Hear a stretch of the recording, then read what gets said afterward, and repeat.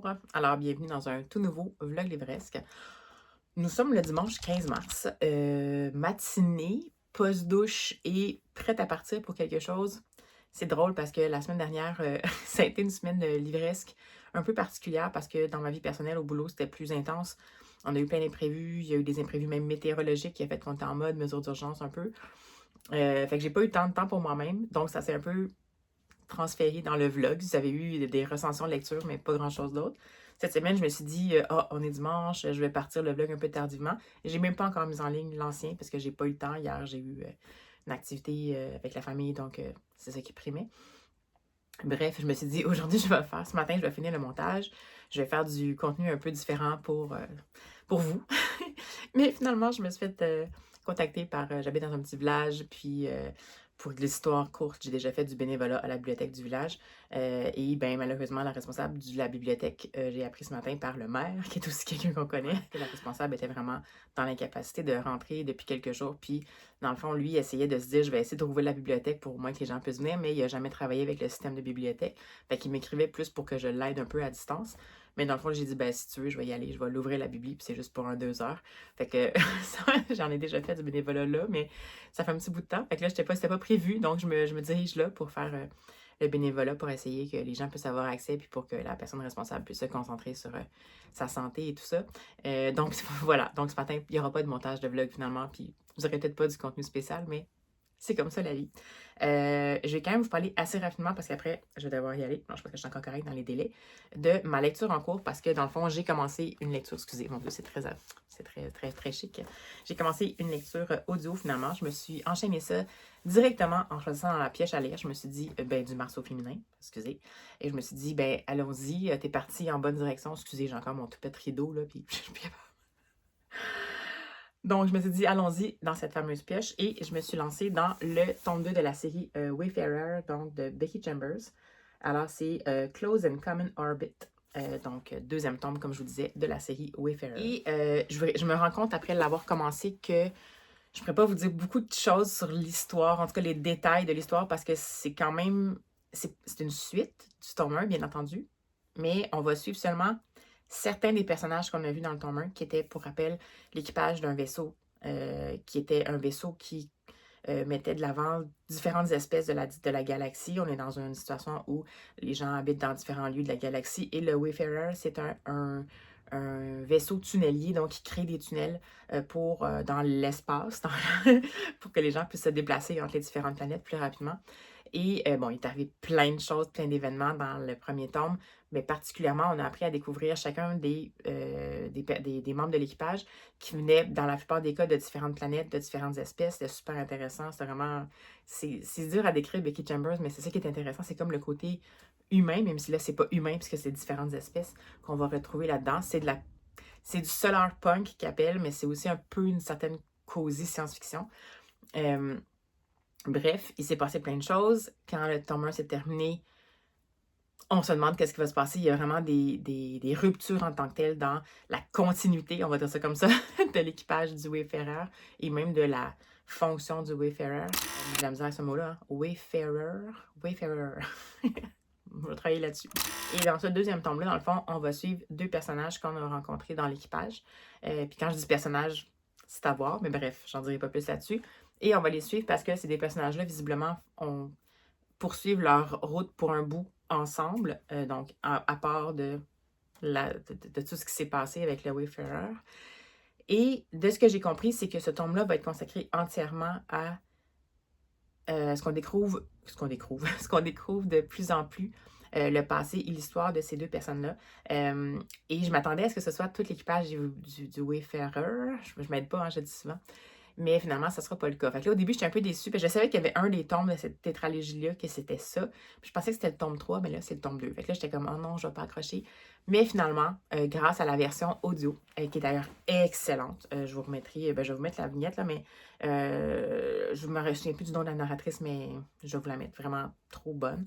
Ben, j'ai quand même réussi à embarquer. On veut en savoir plus sur ces gens-là. Puis c'est un peu comme de la science-fiction tranche de vie, là, parce que là, on les suit dans leur vie au quotidien, avec des moments dans le passé pour qu'on apprenne à mieux les connaître. Il y a quand même toujours des thématiques intéressantes à suivre, des thématiques qui sont en lien avec la vie à ce moment-là, donc une vie où la technologie est avancée, où il y a eu des colonies sur différentes planètes, où malheureusement il y a eu des bonnes choses qui ont été faites avec la technologie et des mauvaises choses avec la technologie, où il y a certaines règles à respecter. Donc il y a bien entendu différentes espèces, la technologie, l'intelligence artificielle, mais l'intelligence artificielle peut techniquement pas quitter les, les contenants habituels, entre guillemets, dans lesquels elle est. Donc, l'intelligence artificielle n'est pas autorisée à devenir, mettons, un droïde. Euh, et, euh, et, et par opposition, dans le fond, il y a différentes planètes où il va y avoir moins d'ouverture par rapport à ça, plus d'ouverture par rapport à des moments, des façons de contourner les choses. Donc, dans celui-là, on va suivre, entre autres, une intelligence artificielle et son parcours impromptu d'essayer de devenir le plus humain possible. Je n'en dirai pas plus, mais dans le fond, c'est qu'elle va se retrouver dans un contenant qui n'est pas celui dans lequel elle serait censée être. Et une autre membre de l'équipage qu'on va vraiment apprendre à découvrir sur qu'est-ce qu'elle a vécu dans son passé. Et ça fait partie justement des choses terribles qui peuvent se passer avec quand la technologie ou ça tombe entre tes mauvaises mains, dans le fond, puis ça peut justement amener à des abus. Donc, super intéressant, toujours aussi bien écrit, toujours aussi contemplatif un peu quand même. Là, c'est pour le moment, on n'est pas dans la partie où il y a beaucoup d'action, mais c'est toujours aussi... ça donne une bouffée de bien-être, même si ce qu'on lit, c'est pas nécessairement positif. Je sais pas comment l'expliquer, mais si vous êtes déprimé, lisez du Becky Chambers dans le sens où c'est pas parce que c'est jovialiste, c'est juste que ça nous ramène, on dirait, un peu à l'essentiel, alors qu'on est vraiment, ce qu'elle nous propose, c'est un monde qui est absolument notre monde fois 1 million d'avancées technologiques, donc ça pourrait nous créer de l'angoisse, mais en même temps non, parce qu'elle réussit à garder vraiment des choses, des situations, des prises de conscience, des situations où on a à se confronter avec nos convictions auxquelles on peut s'identifier, mais qu'on peu importe l'espèce spatiale qu'on est, galactique qu'on est. Puis là, ben, dans le fond, je suis rendue déjà à la page 94, donc j'ai déjà lu comme ça ici, 94 sur, en essayant de ne pas me divulgacher la fin, sur 364, donc le tiers déjà de passé. J'aime beaucoup ma lecture. Sinon, ben, je me suis rendu compte qu'il fallait que je rapporte déjà un livre que j'avais demandé à prendre bibliothèque, justement, à ma bibliothèque du village. Il fallait déjà que je le rapporte, mais dans le fond, là, je m'en vais faire du bénévolat, donc je vais le rapporter en même temps. Mais je ne l'ai pas lu, fait que je vais voir, ça dépend si c'est occupé ou pas. Peut-être que je vais me permettre, vu que là, je suis en dépannage un peu, ben, de peut-être le feuilleter pendant que je vais être là-bas, mais ça va être Furieuse, donc, qui était la bande dessinée de Geoffroy Monde et Mathieu Burnia chez Dargaud.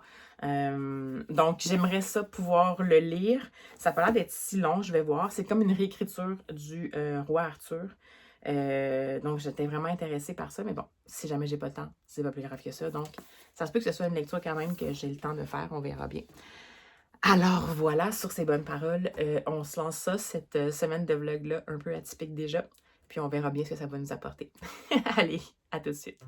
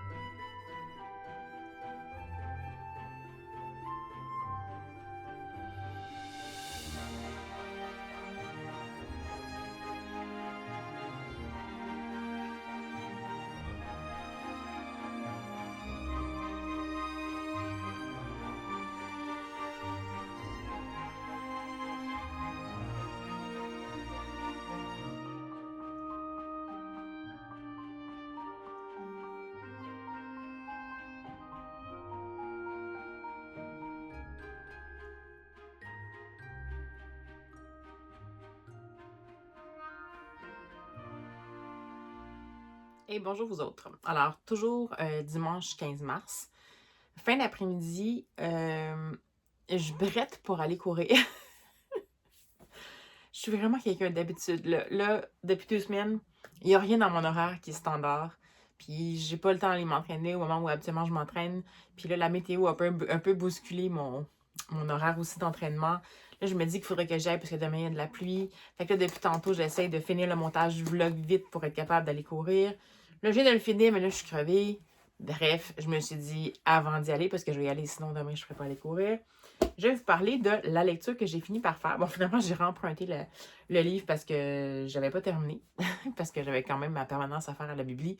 Puis il y a quand même du monde qui est venu, donc ça va. C'est ça qui était la priorité. Donc, j'ai finalement lu le fameux Furieuse. Donc, un roman graphique de Geoffroy Monde et Mathieu Burnia. C'est chez Dargaud. Et comme je vous disais, ça se veut une relecture de la légende arthurienne. Je vais vous lire la quatrième de couverture. Le roi Arthur, celui de la légende? Un vieil ivrogne décrépit qui passe ses journées vautré sur son trône. Sa gloire désormais bien lointaine, il la doit à l'épée magique que Merlin lui a forgée pour terrasser les hordes de démons venus envahir le royaume de Pendragon. Devenu témoin de sa déchéance, l'arme enchantée s'ennuie ferme, tandis que la princesse Isabelle fulmine car son débris de père l'a promise en mariage à l'ignoble petit baron de Cumbre.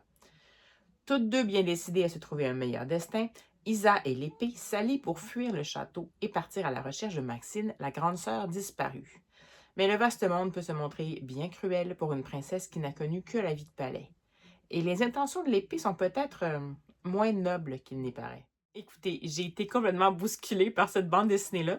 Je me suis même demandé si j'allais la terminer, mais j'avais envie de essayer l'expérience de me faire bousculer et de sortir complètement de ma zone de confort. Donc, comme prévu, c'est bien une relecture de la légende arthurienne, mais on est vraiment dans une ambiance très apocalypse zombie, disons. C'est sombre, c'est glauque, ça a l'air de puer, ça a l'air d'être collant. Tout le monde est corrompu, rien ne va. Et on peut se fier à personne. C'est ça, en gros, l'ambiance. Et comme c'est annoncé, dans le fond, on va vraiment suivre Isabelle, la princesse Isabelle, qui est la fille du roi Arthur, qui est vraiment en état de décrépitude avancée. Bon, là, ici, dans son cas, ça se manifeste par vraiment un alcoolisme, mais c'est pas sans rappeler la déchéance du roi Léodagan, je pense, il me semble que c'est ça, dans l'adaptation en film du Seigneur des Anneaux. Donc, ce roi-là qui est comme un peu sous l'emprise d'un conseiller mal avisé, qui lui-même est sous l'emprise d'un magicien. Donc, sans trop vous révéler, on sent que, tu sais, l'épée est magique, blablabla. Donc, a priori, j'ai trouvé ça intéressant, disons, la première moitié. Parce que on partait vraiment du principe que la princesse Isabelle refusait de se faire marier à un vieux comte affreux. Surtout qu'elle subissait déjà les comportements de son père. Elle avait perdu sa sœur. Sa mère était décédée, donc c'était malheureusement tuée. Et elle va trouver comme l'énergie en elle de fuir le royaume, mais elle va pas partir seule parce qu'elle va finir par se faire une alliée de la fameuse épée qui elle-même en a marre parce que le roi la traite mal, puis après toute leur espèce de quête du début des légendes arthuriennes, il est devenu juste une vieille ordure décrépite qui veut plus rien faire. Donc ça, j'ai trouvé ça intéressant parce que je me disais, ah ben on s'en va vraiment vers l'émancipation. En plus, elle souligne un peu le fait que les femmes n'ont pas vraiment la possibilité de faire qu'est-ce qu'elles veulent par elles-mêmes. Donc c'est ça, finit par fuir le royaume partir à la recherche de sa sœur qui est disparue depuis 16 ans. Sa sœur à qui qu'on avait essayé aussi de marier de force. Donc, ça reste comme ça. Puis après ça, évidemment, qu'on va la suivre dans ses différentes péripéties pour d'abord essayer de retrouver sa sœur, pour ensuite essayer de retrouver Merlin en raison de rebondissements qui sont arrivés. Sa sœur qui va peut-être pas habiter dans une vie aussi douce et rutilante qu'elle avait fait croire à sa petite sœur par correspondance. Et vont s'empiler les écueils, les confiances vont être brisées, les âmes vont être tentées, les enfers vont s'en mêler. C'est vraiment une version hyper sombre de tout ça. C'est étrange, j'arrive pas vraiment à décrire le ton. C'est vraiment une bande dessinée qui veut provoquer, clairement. C'est un ton qui mélange humour et irrévérence. qui mélange réalité sombre et cruel destin, qui mélange quête arthurienne ou quête courageuse avec des fuites un peu mythiques. Ça fait presque penser aux dieux, presque à l'époque, là, quand on a les enfers qui s'en viennent, puis comment on peut négocier avec l'influence de tout ça, puis comment on peut être tenté par ce qui peut être offert. Un des thèmes qui finalement est au centre de tout ça, c'est peut-être pas finalement tant l'émancipation féminine que le pouvoir de corruption du pouvoir, la dimension qui peut corrompre du pouvoir. Donc, on peut avoir que, comme quoi on peut souhaiter le pouvoir pour des raisons absolument louables, mais que finalement, une fois qu'on a le pouvoir en main, est-ce qu'on peut encore se fier sur nous-mêmes? Est-ce qu'on peut encore se fier sur nous-mêmes sans avoir peur d'avoir des biais ou d'être détourné de notre chemin par un principe un peu de la fin justifie tous les moyens? C'est vraiment particulier. Les dessins sont assez... je vous ai montré quelques images, quelques planches. Il y a des planches qui ne sont pas YouTubables parce qu'il y a des choses quand même assez dures qui vont se passer là-dedans. Donc, je ne peux pas nécessairement... Il faut que je regarde ce que je vous montre comme planche. On joue beaucoup sur la colorimétrie. On joue beaucoup aussi sur tout ce qui est... ça fait pas comics, mais il y a un peu ce côté-là extravagant. On va transmettre l'intensité de l'action, l'intensité des émotions à travers la colorimétrie, puis à travers un visuel qui est comme échevelé un peu et tout ça. Puis ça peut donner ça dans les moments de grandes actions, donc un peu comme ça ici. Mais sinon, dans la colorimétrie, dépendant de comment ça va, avec la colère, souvent, on va tomber dans les rouges. Quand on est dans la déchéance, on est dans les camailleux un peu de brun. Je veux juste voir si c'est correct pour que je vous le montre. Donc, de tristesse et tout, vous voyez un peu. Fait qu'il y a vraiment un super gros travail qui a été fait par, je pense, Mathieu Burnière ici, qui est peut-être je sais pas si c'est lui qui a fait, justement, j'imagine que c'est lui qui a fait les dessins. Basé sur une histoire complètement déjantée, à la limite ubuesque, que proposée par Geoffroy Monde. Est-ce que c'est quelque chose qui m'a plu? Ça serait dur à vraiment vous dire que j'ai adoré ça. C'est pas une expérience de lecture que j'adore a priori, dans le sens que c'est pas un angle qui manquait à ma culture pour les légendes arthuriennes. Par contre, je reconnais la qualité de la proposition. Donc, je reconnais le côté justement que c'était assez une prise de risque d'y aller comme ça, de complètement détruire le mythe, de montrer complètement l'envers du décor, de faire plusieurs références à différentes choses, le combat des femmes, les luttes mythiques, contre soi-même, dans le fond que nous-mêmes, on est notre propre ennemi, la soif de pouvoir, la fin justifie tous les moyens, le côté... il faut parfois savoir cohabiter avec le pire. Donc, dans ce cas-ci, c'est un petit peu personnalisé par les monstres qui envahissent d'abord le royaume, et puis après ça, les monstres de l'enfer, puis comment on peut essayer de cohabiter pour en arriver à nos fins et tout ça. Puis, il y a quand même une fin qui est assez surprenante, qui est une fin presque de nouvelle, dans le sens que nouvelle, la forme littéraire, parce que soudainement, ça bascule complètement vers quelque chose de presque positif, mais je vous en dirai pas plus. Si vous aimez les expériences dérangeantes, qui vont quand même vous faire rire, puis après ça, vous donner la nausée, dans le sens de ce qui est mis de l'avant, que vous n'avez pas peur justement de détruire vos a priori ou de les repenser, disons, de revoir l'essence de certaines légendes, un peu comme dans ce cas-ci, légendes arthuriennes, de le revoir, de se dire est-ce que vraiment on a bien compris ou on véhicule bien ce qui était l'essence de ces légendes-là, donc depuis tout ce temps-là. Donc, si vous avez envie de revoir ça, c'est vraiment intéressant. Je trouve que la proposition est intéressante. L'exécution, j'ai trouvé des fois qu'on allait un peu trop dans la provocation pour la provocation. Dans le sens que j'ai l'impression que c'est quand même une grosse brique, là. Ça fait 200 quelques pages, je pense. 200. À la fin, il y a un petit exercice stylistique, là. Oui, à peu près 230 pages. Je pense que ça prenait quand même une bande dessinée puis une formule qui était assez importante, donc avec beaucoup de pages, mais il y a certains passages où je pense qu'on aurait pu comprendre quand même bien sans nécessairement qu'on s'étale. Il y a quand même beaucoup de... C'est très cru. Il y a des moments qui sont à la limite vulgaires. Il y a beaucoup d'irrévérences.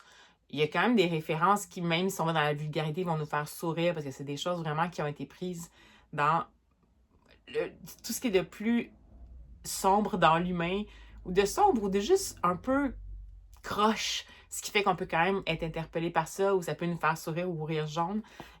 Mais j'ai trouvé des fois que ça allait un peu trop loin pour rien, dans le sens que on a compris que c'était révérencieux, c'est bien correct. C'est pas obligé d'aller à ce point-là pour que on soit dérangé. Donc, on est dérangé de toute façon. Donc, il y a peut-être juste ça pour moi qui était quand même un bémol a priori dans peut-être l'exécution de la proposition, mais sans la proposition, je trouve ça intéressant. Après, bon, comme je vous dis, globalement, peut-être mon évaluation de ce livre-là, en ce qui me concerne vraiment, ben, elle ne sera pas si élevée dans le sens que mon expérience de lecture n'a pas été comme j'aurais pu le souhaiter, mais je reconnais vraiment certaines qualités de ça. Donc, sincèrement, si ça vous dit, si vous êtes curieux, je vous invite à le découvrir. Cela dit, c'est zéro une bande dessinée pour jeunes. Donc, genre, c'est vraiment pour adultes.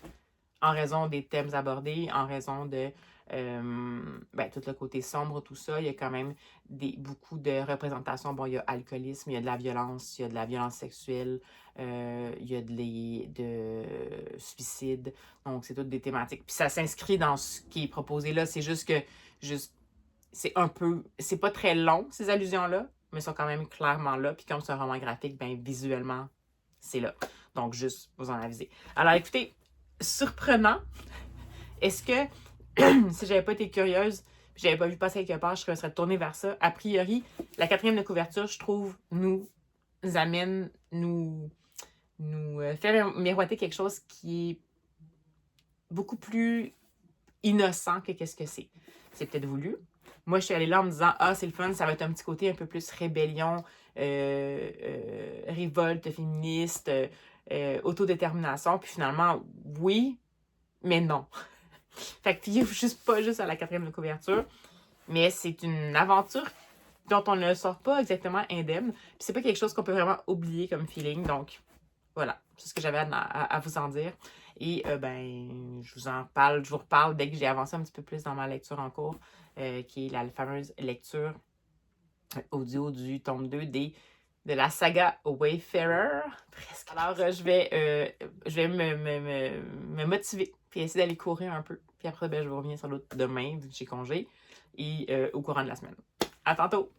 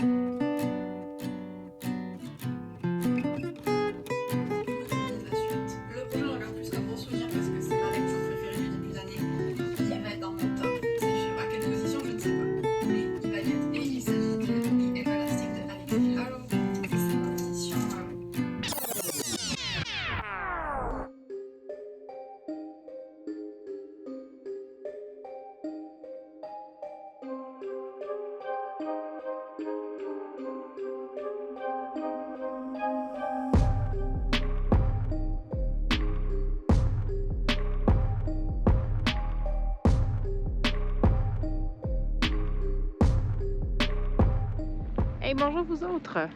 Alors écoutez, j'espère que le son ne sera pas trop dégueulasse. Il n'y aura vraiment pas eu beaucoup de vidéos cette semaine parce que, finalement, on a été paralysés post-verglas par une tempête de vent avec des vents très élevés qui a fait que le système d'électricité qu'on pensait qu'il allait chuter la semaine dernière à cause du verglas a chuté. Donc on a le réseau électrique qui est très endommagé dans notre coin. Ça fait presque 36 heures qu'on n'a plus d'électricité, donc c'est toujours un peu plus complexe à ce moment-là. Ce que vous entendez peut-être autour, c'est le bruit des génératrices. On est en campagne, donc les gens ont des génératrices, nous aussi, mais Évidemment, les génératrices, quand c'est pas des équipements intenses ou commerciaux, ben c'est l'essentiel qui roule. Donc, j'avais le choix entre mon frigo ou vous faire des vidéos. Donc, je profite pour en faire un petit rapide. Mais comme j'ai pas d'éclairage à partir de 19h le soir, ben voilà, c'est tout. Je suis en train de terminer, il me reste une demi-heure, l'écoute du Becky Chambers. Et je suis complètement sous le charme finalement. Je vais vous en parler plus longuement quand je vais être en mesure de recharger mon téléphone convenablement et quand il va y avoir une meilleure luminosité puis peut-être moins de bruit ambiant. Mais je pense que je suis capable de vous dire quelques détails qui vont faire en sorte que je vais être en mesure de mieux vous souligner ce qui me touche le plus, ce que je trouve le mieux, ce que je trouve vraiment bien fait par cette autrice-là dans ce roman-là.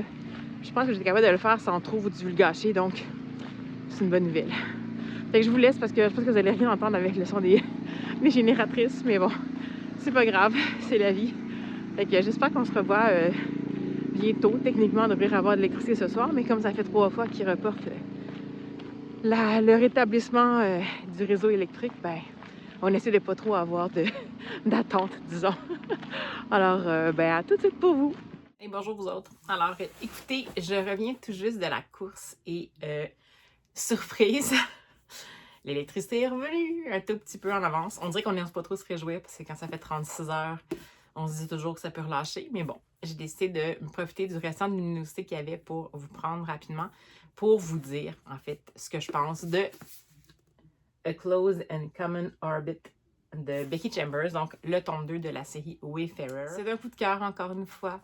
Je m'enlignais pas comme là-dessus, en fait, au départ, parce que, comme je l'ai mentionné, c'est un tome qui se concentre sur 2 des personnages qui étaient présents dans le tome 1. Donc, 2 des personnages qui étaient dans le vaisseau, donc dans le Wayfarer, et qui, suivant certaines circonstances, ne s'y trouvent plus dans le second. Et ce qui est spécial, c'est que c'est à la fois un préquel et une suite. Donc, parce que on va suivre vraiment principalement et de très près 2 personnages. Un personnage qui vit comme une espèce de renaissance, entre guillemets, qui est un personnage qui est une intelligence artificielle et qui va se retrouver à devoir évoluer dans, comme je vous disais, un autre lieu d'accueil que ce qu'elle avait connu jusqu'à maintenant et qui va devoir retrouver un peu, entre guillemets, qui elle est, tout en sachant clairement qu'elle est une intelligence artificielle, donc techniquement qu'elle est une intelligence artificielle qui est programmée pour avoir une fonction, pour soutenir les humains ou toutes les espèces dans certaines tâches spécifiques, mais elle se retrouve confrontée donc à devoir évoluer dans un monde de différentes espèces, mais dans un monde où les intelligences artificielles sont habituellement dans des lieux fixes à remplir des fonctions spécifiques. Et elle, ça ne sera pas son cas pour différentes raisons. J'essaie de vous en parler sans trop vous en parler. Et ça va la confronter énormément. Puis c'est intéressant parce qu'on va suivre une espèce de crise identitaire d'une intelligence artificielle à qui on offre la possibilité peut-être d'ouvrir ses horizons. Et ce sont des grands questionnements. Puis c'est sûr que dans ces temps-ci, avec l'intelligence artificielle, puis ce que ça fait remonter comme questionnement, ce que ça bouscule dans nos certitudes, on pourrait souvent dans l'approche de l'intelligence artificielle, puis même dans les romans dystopiques ou de science-fiction, depuis peut-être les 40 dernières années, on fait équivaloir intelligence artificielle à danger potentiel si trop d'autonomie. Dans ce cas-ci, on est vraiment rendu dans le monde où les intelligences artificielles ont quand même des super grandes capacités, mais c'est interdit pour eux autres d'avoir une grande autonomie. Ils doivent toujours répondre à des ordres directs et ils sont obligés de toujours répondre honnêtement. Donc, ils ne peuvent pas mentir. Donc, certains codes qui ont été mis pour que les intelligences artificielles demeurent serviles, disons. Et comme souvent, ce qu'on va voir, ça va être, disons, la rébellion des intelligences artificielles. Mais là, ce que je trouve intéressant, c'est que c'est réaliste par rapport à une intelligence artificielle programmée avec des double safety pour pas qu'elle se déprogramme elle-même. Mais en même temps, cette intelligence artificielle-là va se retrouver dans une situation où on va un peu la forcer à se poser la question, est-ce qu'elle est vraiment quelqu'un ou pas? Est-ce qu'elle peut exister sans avoir le but, la fonction pour laquelle elle a été conçue dès le départ? C'est super intéressant parce qu'a priori, on pourrait penser qu'elle va saisir l'opportunité au vol de vraiment s'émanciper puis de faire tomber toutes les barrières. Mais on est vraiment avec une intelligence artificielle, évidemment, qui est habituée à avoir un cadre spécifique, des tâches spécifiques, un langage codé spécifique. Donc, c'est sûr que c'est un peu vertigineux. Fait qu'on va quand même retrouver un peu des questionnements qu'un humain pourrait se poser par rapport à un changement complet de contexte, un changement complet de, par exemple, je ne sais pas moi, un humain qui a un accident majeur qui va générer chez lui des séquelles qui vont créer chez lui certains handicaps ou certaines limitations, je ne sais pas moi, cognitives ou des limitations physiques, et qui va devoir se poser la question, est-ce qu'il existe encore, en fin de compte, malgré le fait qu'il est dans ce qu'il considère comme étant un corps qui n'est peut-être plus le sien ou dans le sens qu'il ne se sent pas plus vraiment, qu'il sent plus vraiment qu'il peut, que ce corps-là lui appartient ou lui ressemble. Donc, c'est un petit peu ce genre de questionnement-là qu'il va avoir avec l'IA, mais je trouve ça super intéressant parce que c'est quand même audacieux de le poser dans cette approche-là. Puis c'est réaliste, comme je vous dis, parce que éventuellement, plus ça va avancer, puis plus à chaque fois qu'on a son point de vue, on va l'avoir tergiversé, on va l'avoir se poser des questions, on va l'avoir prendre des décisions, revenir en arrière, dans la mesure où une IA est capable d'hésiter, mais quand même dans un contexte où certaines choses lui sont possibles parce que son cadre n'est pas un cadre régulier. Donc, certaines choses lui sont plus possibles qu'avant, donc ça lui permet une capacité de réflexion différente, puis ça lui amène une perspective différente. Puis, j'ai trouvé ça intéressant parce que c'est comme si c'est une intelligence artificielle qui se donne un peu, qui apprend qu'elle pourrait peut-être avoir le droit de ne pas servir, mais qu'elle ne sait pas trop quoi faire avec le fait de ne pas servir. Et en parallèle, on va suivre en quelque part une parenté, en fait, qui est un des personnages qui se retrouve dans le premier tome. Donc, ça, je peux vous dire, c'est Pepper, qui est l'équivalent d'une mécanicienne, mais en fait, dans les vaisseaux. Donc, c'est vraiment elle qui va s'occuper, une technicienne informatique super géniale qui arrive à tout faire fonctionner, à tout rabooter, pour qui les circuits n'ont absolument aucun secret. Et on apprend, en fait, dans ce tome-là, donc on a une grosse partie, c'est toujours son point de vue à elle, puis on apprend dans ce tome-là, en fait, qu'est-ce qu'a été son passé. Puis on apprend, en fait, qu'elle a grandi, elle, c'est une humaine qui a été génétiquement modifiée et qui a grandi parmi des intelligences artificielles, dans le sens qui a été, elle, au service des autres humains, mais comme était modifiée pour avoir une fonction, c'était presque comme si c'était une intelligence artificielle, mais sous forme humaine. Et elle était contrôlée par des intelligences artificielles dont la fonction était de justement s'assurer que tout fonctionnait bien. Et elle a échappé, pardon, elle a échappé à son destin éventuellement. Elle était vraiment dans une usine de triage de déchets. Elle a échappé à son destin parce qu'un jour, il y a eu quelque chose qui s'est passé dans l'usine qui a fait qu'elle a pu voir à l'extérieur alors qu'elle n'avait eu aucune connaissance de ce qui se passait. Et là, elle a voulu aller voir et ça a fait en sorte qu'elle est sortie et qu'elle a rencontré, entre guillemets, une autre intelligence artificielle qui était au sein d'un vaisseau. Donc, vraiment, qui était là, qui était dans... C'est vraiment un dépotoir, en fait, à pièces inutilisées. Puis, il y avait un vaisseau, entre autres, puis à l'intérieur, il y avait encore une intelligence artificielle qui était là pour gérer le vaisseau, puis qui avait encore de l'énergie. Et c'est comment elle va être accueillie, en fait, par cette intelligence artificielle-là au sein du vaisseau, qui va lui montrer, en fait, étrangement, comment devenir une humaine. Parce qu'elle n'a jamais eu, elle, même si c'était une humaine, les codes pour... Eh bien, en fait, elle-même, elle avait la fonction de servir. Elle ne savait pas qu'elle pouvait penser à elle-même. Elle était élevée en principe de récompense-punition. Elle n'a jamais été à l'école. Bref, puis là, ben, c'est comme l'intelligence artificielle dans ce vaisseau-là qui va lui servir un peu de mère et qui va, avec ses capacités d'aller justement un peu partout, puis de lire, puis de résumer, puis de synthétiser tout ce qui existe comme connaissance sur différents sujets, va être capable de lui essayer de lui montrer à exister. Fait que c'est spécial parce qu'on est vraiment le pendant un et l'autre. Donc, on a une intelligence artificielle qui est sortie d'un contexte et à qui on va dire tu peux exister, mais qui ne sait pas quoi faire avec ça. Puis, inversement, on a, avec le même genre de quête, en tout cas qu'on apprend à découvrir dans le passé, une humaine qui savait comme juste pas qu'elle pouvait techniquement exister et qui va être élevée par une intelligence artificielle qui est comme peut-être plus humaine que finalement même les humains qui l'ont mis dans cette espèce d'usine-là. Et ces deux personnages-là vont se côtoyer parce qu'en fait, vont s'être rencontrés dans le tome 1 et vont se côtoyer et parce que Pepper va s'attacher, dans le fond, à cette intelligence artificielle-là. Puis encore plus parce que cette intelligence artificielle-là va avoir la chance potentielle d'exister. Elle va un peu vouloir un peu comme lui donner cette opportunité-là, comme elle a eu, elle, dans le passé, quand elle est arrivée dans cette espèce de vaisseau échoué là, dans le dépotoir. Et c'est super intéressant, c'est super bien fait, c'est vraiment touchant. En même temps, c'est comme hyper crédible. C'est spécial de dire ça parce que c'est dans un univers de science-fiction, donc il n'y a pas aucun repère qui sont crédibles, mais en fait, tout ce qu'elle crée comme univers, comme règles, comme différentes espèces, c'est logique, ça fonctionne, on s'y attache, chaque espèce a ses caractéristiques spécifiques.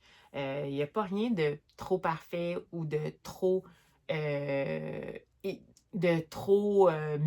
pas méchant, mais il n'y a pas vraiment grand-chose de méchant dedans, mais de trop dark side, absolument. Mais il y a juste toutes sortes d'espèces avec leur force puis leur faille, puis qui essaient de cohabiter ensemble. C'est vraiment ça qu'elle propose absolument Becky Chambers. C'est ce qu'elle proposait dans le Wayfarer, donc le premier tome, A Long Way to a Small Angry Planet. Puis dans celui-là, c'est ce qu'elle propose, mais en version close-up sur deux des personnages qui étaient dans le tome 1.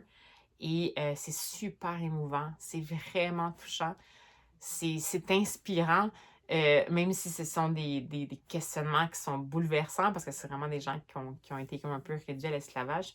Dans les deux cas par des humains, mais pas selon des formes différentes, parce que dans le fond, il y a une humaine qui est génétiquement modifiée puis qui a été produite exprès pour être une espèce d'esclave. Puis il y a des intelligences artificielles qu'on peut considérer comme étant des esclaves fonctionnels et tout ça, mais qui vont tous les deux avoir des questionnements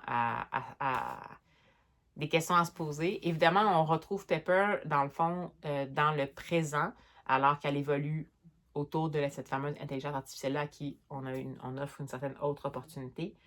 Et puis c'est son passé qu'on découvre, donc c'est via son passé qu'on va comprendre plus cette espèce d'évolution-là. Au moment où on la voit, puis qu'elle est dans le présent, évidemment qu'elle a évolué, elle s'est émancipée, et c'est juste que ça va toujours la marquer, parce qu'elle va toujours avoir un attachement important par rapport à certaines intelligences artificielles, où elle va avoir, disons, une perspective vraiment différente de ce que tout le monde pourrait avoir par rapport à ces intelligences codées-là. Pour elle, c'est pas nécessairement juste des intelligences qui ont des fonctions. Elle considère que, comme ça les considère vraiment plus comme des intelligences qui peuvent, dans le fond, avoir un droit d'exister dans un contexte qui leur convient, qui n'est pas nécessairement un contexte qui est de prendre le pouvoir sur le monde, mais juste avoir un contexte qui leur convient. C'est tellement bon, là. Puis la narratrice qui fait ces versions audio-là en langue originale est juste extraordinaire. C'était excellent. Elle fait évidemment tous les personnages. Elle arrive à transmettre plein d'émotions, à transmettre des émotions à des intelligences artificielles qui sont pas des intelligences artificielles, qui sont donc pas des personnes, des personnes, je dis personnes, mais en tout cas, des entités qui, en tant que telles, ont des émotions, mais elle nous fait bien ressentir les questionnements quand même, elle nous fait bien ressentir toutes les montées de, justement, tension intérieure que Becky Chambers peut, justement, mettre dans sa plume puis faire vivre par ses personnages. Elle est excellente. Donc, clairement, je pense que c'est elle qui fait les deux autres aussi, puis c'est sûr que je vais écouter les deux autres tomes en version audio avec cette personne-là, cette narratrice-là, dont je vais vous remettre le nom ici parce que j'oublie toujours de vérifier c'est quoi son nom, mais c'est excellent. comme toujours. J'avais peur, je vous ai dit, là, les premiers peut-être 40-50 pages, j'étais comme « Oh non, on n'aura pas tout l'équipage », mais finalement, ça nous permet de plonger encore plus dans ces personnages-là. Puis on voit même quand la fameuse Pepper, dans le fond, comment on perçoit un peu, c'est pour ça que je dis que ça fait un préquel, on perçoit un peu jusqu'au moment où potentiellement elle va rencontrer certaines personnes qui vont faire en sorte qu'elle va évoluer dans Lowe Farer par après. Donc c'est intéressant, il y a des petits clins d'œil, mais tu sais, c'est pas. C'est sûr que si vous n'avez pas lu, c'est vraiment une série qu'il faut lire dans l'ordre, même si techniquement, c'est comme, comme je vous dis, c'est comme une suite directe en même temps, ça sert de préquel aussi. Mais juste pour l'univers, ces personnages-là, on veut vraiment, quand on les quitte, j'ai pas le goût de quitter cet univers-là. Comme là, je sais que dans le troisième, ça va sans doute être autre chose, mais on aime tellement les personnages, leurs grands questionnements. Ça se conclut de façon bienveillante, mais pas nécessairement édulcorée. Comme je vous dis, c'est le fameux solar punk qu'elle a un peu lancé, Becky Chambers. Donc, c'est du. C'est. Je sais pas, c'est un space opéra, mais sans nécessairement de combat, mais il y en a quand même potentiellement, mais on n'est pas dans justement le bien et le mal, les grands combats, on est vraiment plus dans la vie avec tout ce que ça comporte de défis dans ce genre de contexte-là. Puis oui, il va y avoir des dangers, puis oui, il va y avoir des risques, puis oui, il va y avoir des choix à faire, puis mais on n'est pas nécessairement dans vraiment qu'est-ce qui est manichéen, comme par exemple la guerre des étoiles, on n'est vraiment pas là-dedans. Puis c'est tellement bien écrit, puis c'est tellement les personnages auxquels on s'attache que, bon, ça fait 15 minutes que je vous en parle, je pense que ça va être assez. Donc, super bonne lecture. Écoutez, on est déjà rendu mercredi soir, puis avec tout ce qui s'est passé cette semaine, c'est bizarre, mais la semaine a vraiment commencé. The Vlog a commencé avec un remplacement in extremis à la bibliothèque de mon village, qui va éventuellement avoir les échos. Là, je vous en parlerai peut-être ou pas, c'est pas grave. Et puis après ça, ben, ma semaine a commencé, j'étais un petit peu sur les chapeaux de roue. Puis finalement, après ça, avec la panne, qu'est-ce qui est arrivé? Puis bon, fait que, ben, voyez-vous, ça m'a pris 4 jours quasiment à écouter ce livre-là. Mais fait que je sais pas ce que je vais vous proposer comme lecture pour le restant de la semaine. Non, on verra bien pour la suite des choses. Mais je suis hyper contente de l'avoir lu. Et c'est en effet une autre de mes lectures du Mars au féminin. Donc, vraiment une autrice à découvrir si ce n'est pas déjà fait de votre côté. Alors, sans plus tarder, ben, je vais aller profiter. Écoutez, l'électricité a l'air de tenir, donc je pense que je vais essayer d'aller faire le souper. Je pense qu'on n'a pas vraiment fait depuis un petit moment. C'est que c'est quasiment une joie d'aller faire le souper. Puis, ben, je vous reviens quand je peux. À tout de suite. Et bonjour vous autres. Alors, on est le vendredi 20 mars. Post-course, post-douche, pré-boulot dans le rush. Classique du vendredi, donc. Parce que je voulais juste vous dire que j'ai hyper tergiversé pour choisir une nouvelle lecture. Genre, ça n'a aucun sens. J'ai commencé plein de choses. Je ne savais pas où m'en aller. Je ne savais pas ce dont j'avais envie. Fait que je me suis dit, je vais essayer. J'ai même essayé de commencer un Emma Green que j'ai jamais, dont j'ai jamais lu, en fait, ce duo d'autrices-là. Si vous ne savez pas, Emma Green, c'est un duo d'autrices. Donc, j'ai essayé de commencer son dernier, leur dernier, qui est Si les étoiles se taisaient, je pense, ou dansaient, quelque chose comme ça. Je vais vous mettre la vignette. Qui est considéré comme une romance policière ou un romantique suspense, comme on dit en France. Et ça se passait sur l'île de Skye. Puis là, ben, je me disais, bon, ok, c'est de la romance. C'était un Enemies to Lovers. Ouais, Enemies to Lovers, puis peut-être un peu Grumpy Sunshine. Mais il y a l'air d'avoir un peu de substance. Il y a plusieurs booktubers que je suis qui l'ont lu, puis qui n'étaient pas nécessairement romance, puis qui ont vraiment aimé. Donc, je l'ai commencé en audio. Je sais pas si c'est la plume.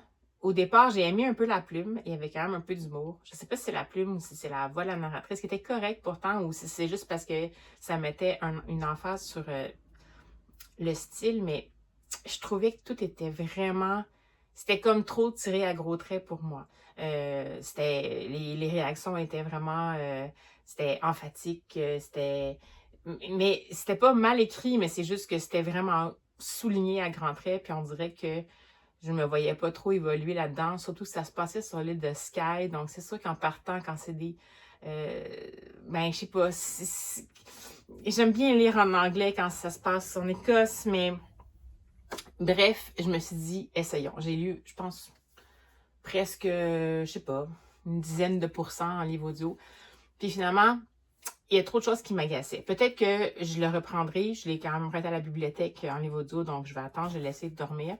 Là, je me suis dit, OK, c'est bon, je vais faire autre chose, je vais retourner dans un polar. Parce qu'au début, je me disais, je vais changer de genre.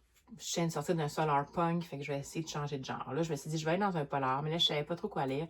J'en ai un à lire pour la semaine prochaine, à relire pour la semaine prochaine pour ma rencontre de club de lecture que j'anime. Mais c'est un Peter May, bon, c'est un auteur, mais j'ai pas le choix, là, c'est pour le boulot. Puis celui-là, je veux le lire assez proche, donc je me suis dit, si je me lisais une lecture maintenant, puis après ça, je vais pouvoir passer à mon Peter May, qui est quand même un délice, cela dit, mais que je vais devoir lire en français. Euh, donc en traduction, moi qui vous parle de j'aime pas ça lire en français quand ça se passe en Écosse, mais bon, c'est pas grave, peu importe.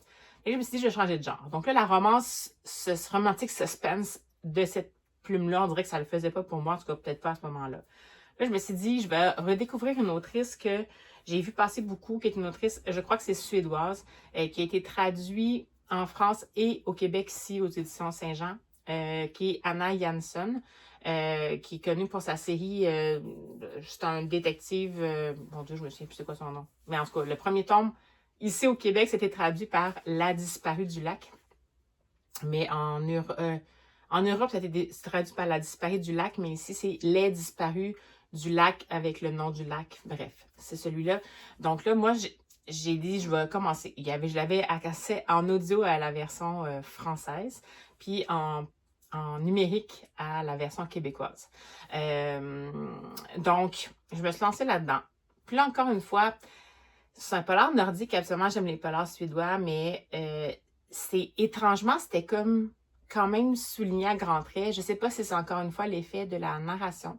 Peut-être que si à un moment donné, je l'écoute puis je le trouve en version audio anglaise, absolument suédois vers l'anglais, ça va mieux. On dirait que c'est la transition vers le français qui oblige à mettre une certaine emphase à des endroits où on dirait qu'il n'est pas censé en avoir, surtout pour le suédois, c'est considéré comme un peu plus froid, comme approche. En tout cas, mais froid dans le sens, juste une caractéristique, là, pas un jugement.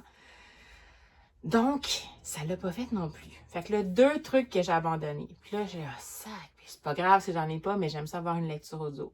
Là, finalement, je me cherchais une lecture courte parce que je me suis dit, tant qu'à en faire une, je vais tout de suite enchaîner après ça avec le Peter May. Donc, je vais en faire une petite courte pour conclure ma semaine. Aujourd'hui, je travaille, demain, je travaille. Donc là, je cherchais des lectures courtes et par hasard, je suis tombée sur un livre audio de Clara Dupont-Mono, qui s'intitule La confrontation. Et je trouve ça intéressant parce qu'a priori, c'est une espèce de dialogue entre un négociateur qui est appelé sur le lieu d'une prise d'otage, malheureusement. Et c'est une école dans une prématernelle, donc les enfants de 4 ans.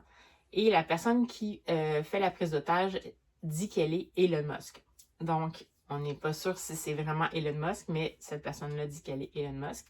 Et il va s'en suivre le dialogue de négociation entre ce négociateur-là, qui s'appelle Émile, et Elon Musk, la personne qui est en prise d'otage. Et ça va être une excuse pour avoir une réflexion un peu sur c'est quoi ses motivations, mais c'est comme pas clair. On dirait que c'est pas clair qu'est-ce que le preneur d'otage veut avoir. On dirait qu'il a comme besoin de parler de sa réaction par rapport à ce qui se passe en ce moment.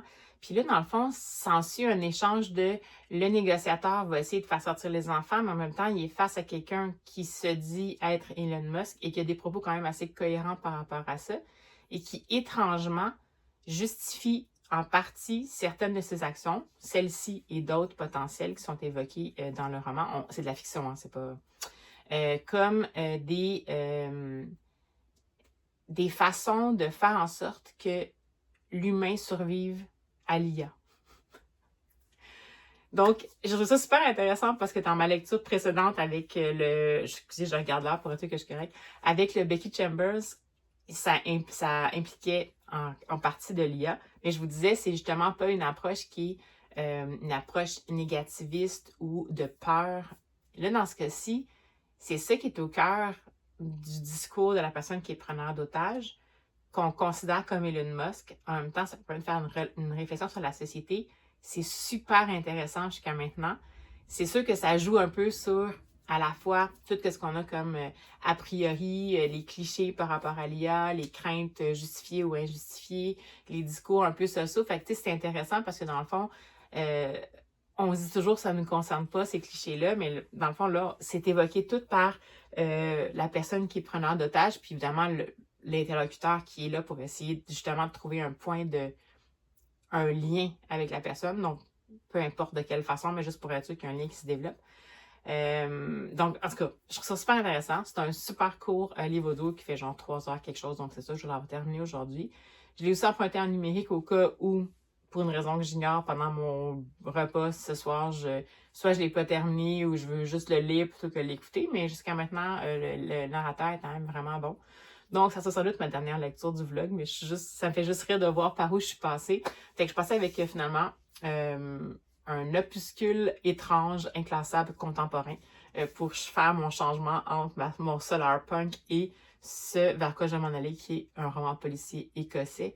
Mais quand même qui a un certain rapport avec celui que je vais relire, là, qui est celui de Peter May. C'est un certain rapport avec certaines grandes machinations, disons. Donc, on est quand même un petit peu moins dans l'Écosse, les îles. C'est pas l'île des chasseurs d'oiseaux, là, la trilogie de l'île Lewis, là, c'est pas ça du tout, mais bon, peu importe. J'arrête de jaser, sinon je vais être en retard. Donc, je vous reprends dès que j'ai terminé le Clara Dupont-Mono. Et on va clore le vlog ensemble éventuellement lorsque ce sera le moment que je vous reprenne.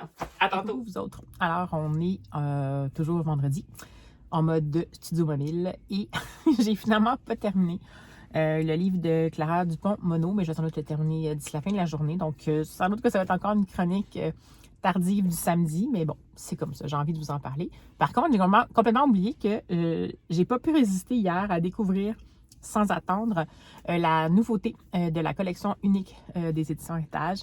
Donc, qui est le titre Un roi sans couronne. C'est écrit par, là, je vais sans doute massacrer son nom, je suis désolée. Sur le livre, c'est écrit juste Washteskun. Et bonjour, alors c'est la moi du post-montage qui vous reprend rapidement parce que on vient de m'informer que moi, je m'étais pas bien informée concernant l'auteur de Un roi sans couronne, donc Washteskun, qui est un auteur qui a transitionné récemment, donc j'ai malheureusement et très involontairement, et j'en suis bien désolée, mentionné dans le fond le nom qu'il portait avant sa transition et son nom actuel qu'il a choisi, c'est bien Washteskun, et il s'identifie comme un pronom « il ». Donc voilà, j'ai ajusté la vidéo en conséquence et merci à la personne qui m'a informé de la situation avec bienveillance. Mes excuses vraiment de ma maladresse, j'aurais dû m'informer un peu plus. Cela dit, qu'attendez-vous pour aller découvrir Un roi sans couronne, n'est-ce pas?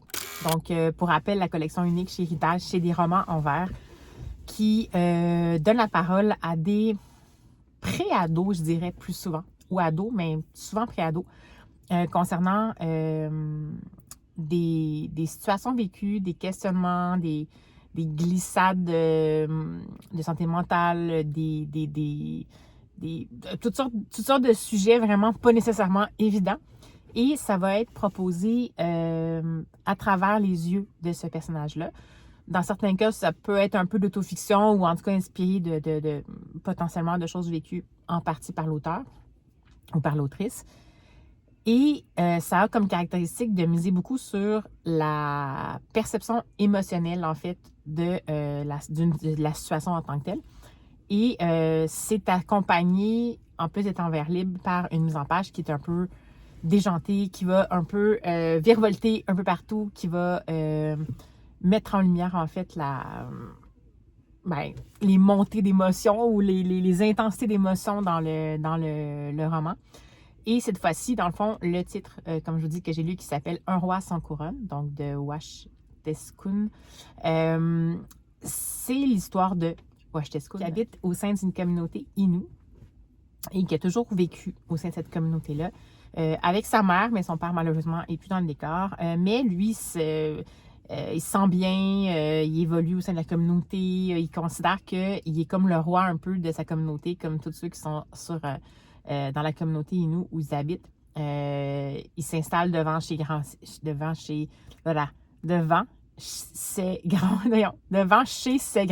je vais l'avoir. Et il regarde passer tout le monde, puis il est capable d'identifier qui habite où et tout ça. Donc, c'est vraiment un sentiment d'appartenance très fort. D'appartenance / de presque, pas de domination, là, parce que c'est vraiment plus roi comme dans appartenance, mais bon. Et au sein de la communauté, il n'y a pas une bonne perception des gens qui arrivent, qui sont considérés comme des étrangers, donc soit des gens qui viennent juste en visite, comme il dit, pour aller acheter des cigarettes de contrebande, ou donc des gens qui n'habitent pas la communauté, qui n'habitent pas au sein de la communauté, ou qui sont tout simplement même pas des personnes Innu, de la nation Innu. Mais il y a aussi des exilés, donc des gens qui quittent la communauté, qui sont pourtant des personnes issues de la nation Innu. Et ces personnes-là aussi ont comme, quand ils reviennent dans la communauté, ne sont pas nécessairement hyper bien acceptés. Et grand drame qui va se passer dans la vie de cette jeune personne-là, c'est que sa mère, qui depuis longtemps a vraiment de la difficulté à continuer à vivre au sein de cette communauté-là, elle habite seule parce que son conjoint est parti. Puis pour elle, ça l'étouffe en fin de compte, cette espèce d'esprit de communauté-là, plutôt que de se sentir au sommet du monde, un peu comme le jeune garçon, là, un roi. Elle va décider de quitter la communauté et d'aller vivre en ville. Et ça va être un grand choc pour Washteskun, qui va avoir l'impression qu'il va tout perdre, il va penser qu'il va perdre son royaume. Et il sait qu'une fois qu'on est parti après ça, il a peur qu'il n'y ait plus personne qui le reconnaisse ou qu'il n'y ait plus personne qui veuille l'accepter. On comprend qu'il va se développer pendant plusieurs années à la ville et éventuellement va venir un jour où ils vont retourner dans la communauté pour un mariage, célébrer un mariage.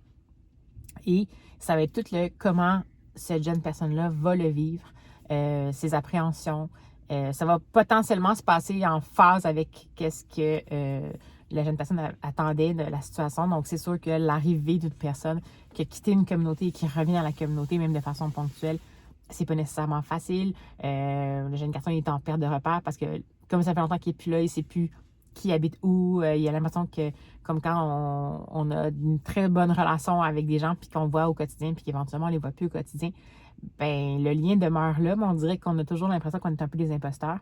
Et éventuellement, va trouver finalement une façon de percevoir ses racines Innu, son royaume finalement, de le percevoir différemment que seulement en lien avec les personnes qui habitent la communauté.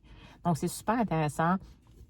Évidemment, ça met de l'avant une réalité qui est particulière pour la majeure partie des personnes qui habitent en communauté fermée pour les Premières Nations au Québec et au Canada, ce qu'on appelle ici malheureusement des réserves. Donc, c'est vraiment des îlots de territoire qui ont été comme qu'on a laissés aux Premières Nations, alors qu'a priori, c'est leur territoire déjà, pour qu'ils puissent y construire leur communauté, y évoluer, puis avoir accès à certains privilèges de personnes ayant été sur le territoire en premier, seulement quand ils sont sur ce territoire-là, donc dans la communauté.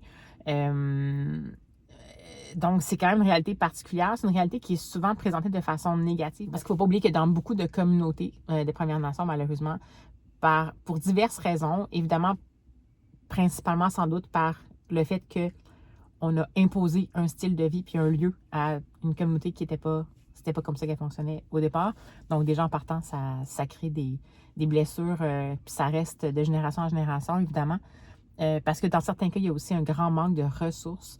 Donc, c'est vraiment pas évident, nécessairement. Mais il y a aussi une richesse dans la communauté. Puis je trouve que c'est le fun que ce soit cette approche-là qui a été présentée. C'est pas exempt de perception potentiellement négative, mais c'est que c'est pas juste ça l'accent qui est mis. C'est vraiment entre guillemets, le contrôle que le jeune comprend qu'il peut avoir sur son sentiment d'appartenance, puis à la communauté Innu, puis au territoire en général. Donc, je vends un peu la fin, mais bon, au territoire en général, sans focusser juste sur la communauté, donc vraiment où il a habité quand il était plus jeune et tout. Je trouve que c'est quelque chose aussi, même si évidemment que on ne peut pas se sentir s'identifier autant que, par exemple, quelqu'un qui est issu des Premières Nations puis qui a vécu cette situation-là. Mais je pense qu'on peut quand même s'identifier comme personne alloctone. Dans le fond, au moins le sentiment de se sentir, en fait, avoir peur du rejet quand on a été hyper impliqué, quand par exemple, quelqu'un qui a grandi dans un village et puis que toute sa vie, qui a créé des liens puis qui éventuellement va quitter, puis ensuite va revenir avec l'esprit de village. Est-ce que les gens vont encore m'accepter? Est-ce que je vais encore exister là? Est-ce que je deviens apatride? On peut même pousser ça aux personnes qui malheureusement doivent migrer. Mais dans ce cas-ci, c'est différent parce que bien entendu qu'il les personnes issues des Premières Nations, dans le fond, ont des conditions de vie qui leur ont été imposées par ceux qui ont envahi le territoire, c'est-à-dire nous. Donc, évidemment, qu'on ne peut pas s'identifier à ce point-là, mais je trouve quand même que c'est des émotions, en tout cas, auxquelles on peut s'identifier, qui sont un peu universelles, peu importe le contexte. Puis je trouve qu'il y a une certaine part d'espoir, en quelque part, qui est là. Une espèce d'apaisement proposé, vraiment par le biais d'un changement de perspective. J'ai trouvé que c'était super bien amené. Vraiment, vraiment, j'ai bien aimé cet opuscule-là. Je trouve que c'est un sujet qui n'est pas souvent abordé sous cet angle-là. Fait que c'est ça. Si jamais ça vous dit, ça vient de sortir aux éditions Héritage, la collection unique. C'est mon premier contact avec sa plume sous cette forme-là, qui est toujours aussi, je trouve que ça part la plongée dans un texte de façon en mode les bras ouverts, je trouve, parce que justement, on fait tomber toutes les barrières qu'il pourrait avoir avec la forme en tant que telle des vers libres, la mise en page qui virevolte, comme je vous disais, qui nous permet de ne pas se sentir intimidé par un texte, puis aussi qui nous permet de nécessairement, par défaut, ne serait-ce que juste visuellement, percevoir en fait le texte et éventuellement les sujets sous un autre, dans le fond, selon un autre point de vue. Et c'est souvent ça qui est mis de l'avant aussi dans cette collection-là. Donc, on va parler de sujets peut-être qu'on a abordés dans certains cas. Dans ce cas-ci, c'est moins fréquent, mais ça peut être des sujets qui sont relativement communs. Mais souvent, ça va proposer vraiment un angle original. Puis je trouve que c'est une collection parfaite pour ça. Je pense que c'est 120 pages. C'est assez court, c'est super aéré. Fait que si jamais vous la connaissez pas encore, même si je vous en parle à chaque fois qu'il y a une sortie, je vous invite à le faire. Puis encore plus avec ce titre-là. Alors, écoutez, on va se revoir dès que je vais avoir terminé mon livre, mais ça va sans doute être une petite mise à jour. Mais bon, je vais au moins vous parler de cet opuscule-là que j'ai découvert. Et puis, ça m'a fait vraiment du bien, après une grosse journée bien occupée, de découvrir au passage le tout dernier de la collection unique. Alors, à tout de suite. Bonjour vous autres. Alors, on est le samedi 21 mars. Je suis de retour du boulot, déjà en linge intérieur. Ben oui, c'est comme ça. Et je viens vous parler du Clara Dupont-Mono que j'ai terminé, donc La Confrontation. C'était une courte lecture, mais mon Dieu, ça m'a laissé vraiment un souvenir assez impérissable, je dirais.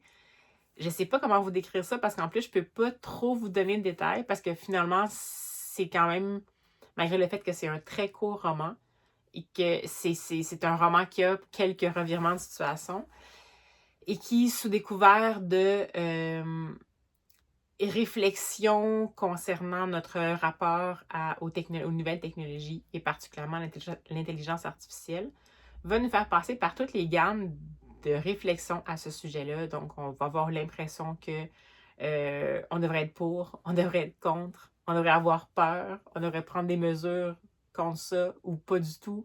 C'est super intéressant. Puis le duo de personnages qui est là, donc le négociateur et le preneur d'otages, ça s'enligne comme plus un récit, on a l'impression, du négociateur qui va nous parler de cette rencontre-là, qui est quand même assez marquante parce qu'à priori, c'est une rencontre qui implique une personnalité très connue, donc Elon Musk. Et éventuellement, au fur et à mesure du récit standard, on va avoir des petits morceaux d'informations par rapport à celui qui est le preneur d'otage. Mais il faut rester jusqu'à la fin parce que, bien entendu, il y a des revirements de situation, puis il y a aussi une plongée importante au cœur de ces deux personnes-là qui nous présentent, dans le fond, une personnalité un peu publique, puis, dans le fond, qui ont aussi une personnalité privée. Puis, à quel point on peut apprécier l'audace et la justesse de cette rencontre entre deux personnes, mais une personne qui fait son travail, puis une personne qui, malheureusement, a décidé d'essayer d'attirer l'attention en prenant des enfants en otage. Mais que cette rencontre-là, qui est à la limite improbable, puisse à ce point avoir une signification profonde, c'est impressionnant. Surtout, la plume est exquise. C'est extrêmement bien écrit. C'est tout la plume est tout en pudeur. Évidemment, les mots qu'emploient les personnages ne sont pas nécessairement là-dedans. On s'entend que la personne qui est le preneur d'otage, donc Elon Musk, va avoir des envolées de réflexions lyriques et tout, mais la plume est tout en pudeur et on dirait que on, on perçoit sa qualité parce que ça coule, les personnages sont à 3 dimensions, on y croit, on est touché par eux ou choqué par eux. Ils arrivent à nous plonger dans des réflexions juste par leurs échanges, des échanges qui vont à l'essentiel a priori. En fait, non, il y en a toujours un qui parle plus que l'autre. Évidemment que le négociateur est celui qui écoute plus. Mais à travers ces échanges-là, on ne ressent pas le besoin de nous souligner plein de choses qui semblent importantes que le lecteur comprenne. Au contraire, on nous laisse lire le texte, on nous laisse déterminer le sous-texte. À la limite, si jamais on n'a pas le sous-texte, bien évidemment, vers la fin, on va un petit peu plus nous le révéler. Mais encore là, ça va être révélé avec vraiment sobriété. Puis, moi, j'ai terminé, en fait, ma lecture avec la mâchoire décrochée de mon Dieu, mais vraiment, elle est là. C'est super important. Ça fait changer la perspective. De toute façon, il y a un nombre incalculable de moments où on change de perspective, justement, de réflexion dans ce livre-là. Mais j'ai vraiment trouvé ça bon. Est-ce que c'est un coup de cœur? Je ne pourrais pas dire. Je pense pas que c'est un coup de cœur. Il y a un petit quelque chose qui m'a manqué, mais c'est la découverte d'une plume que clairement, bon, je suis en retard, là, tout le monde connaît Clara Dupont-Moreau, mais c'est la découverte d'une plume qui clairement, je pense que je vais essayer d'en découvrir d'autres de ses œuvres. C'est une plume qui m'a séduite par sa tranquille agilité. Donc, c'est pas une plume qui était show-off, qui en faisait des tonnes, au contraire. On comprenait justement que c'était un texte qui était travaillé, mais on n'avait pas l'impression qu'il était travaillé pour nous montrer et nous faire comprendre que c'est bien travaillé. Voyez-vous comment j'ai du bon vocabulaire. Au contraire, on déduit que c'est travaillé parce que c'est super fluide, parce que les mots sont justes, parce que les émotions vibrent entre les virgules. J'ai vraiment eu un plaisir de lectrice. J'ai apprécié la qualité vraiment de ce que je lisais pendant cette lecture-là. Après, la rencontre en tant que telle avec les personnages, je ne sais pas si j'aurais été nécessairement attirée. En même temps, il y avait une certaine curiosité, parce qu'il n'y avait pas une petite curiosité morbide par rapport à Elon Musk, et encore plus par rapport au sujet de l'IA. Et au début, j'avais peur qu'on s'enligne dans un seul chemin de réflexion. Mais comme plus ça va, plus les chemins se multiplient un peu. Puis comme on souffle pas la réponse au lecteur, on laisse le lecteur mijoter tout ça. Je sais pas si c'est vraiment un cadeau. J'ai trouvé que c'était... Ah, ouais, vraiment. Je vous dis, je sais pas qu'est-ce qui m'empêche d'avoir eu un coup de cœur, mais pour moi, c'est une lecture parfaite. Donc, c'est une lecture excellente, c'est une lecture parfaite que je vous recommande. Le narrateur, d'ailleurs, qui a fait Télévodo, a contribué beaucoup à, justement, faire se déployer ce texte-là, je trouve. Je vous mettrai son nom, là, et tout ça. Mais j'ai vraiment adoré, en fait, ce narrateur-là. C'est vraiment un exemple, encore une fois, de... Je m'excuse, mais je gosse mon chat, il vient d'arriver, puis évidemment, mon chat peut avoir de l'attention, puis elle joue avec tout. Donc, c'est vraiment, encore une fois, un narrateur qui, je trouve que ça fait une espèce de création à 4 mains, asynchrone, vu que c'est sûr que Clara Dupont-Moreau n'a pas écrit son livre en se disant qu'il va être lu par ce narrateur-là. Mais je trouve que la création à 4 mains est vraiment intéressante. Encore une fois, le narrateur est allé un peu dans le même sens que l'autrice, donc en tranquille mais efficace sobriété, puis en laissant les émotions vibrer sourdement. Donc, c'est encore plus parlant, je trouve, à ce moment-là. Ça vient nous chercher vraiment... ça vient nous chercher au creux du ventre. Donc, voilà. Donc, c'était ma lecture, ma dernière lecture de ce vlog-ci. J'espère que vous avez eu une bonne semaine. C'était un peu bizarre cette semaine-là. 2e semaine de suite. J'espère que le prochain vlog va être un peu plus standard pour moi. N'hésitez pas à vous manifester en commentaire si vous avez lu des livres que j'ai lus, si vous avez des questions ou des suggestions, ça va me faire plaisir de vous lire. Puis d'ici à ce qu'on se revoit, ben je vous souhaite des belles lectures. Puis on se dit à la prochaine.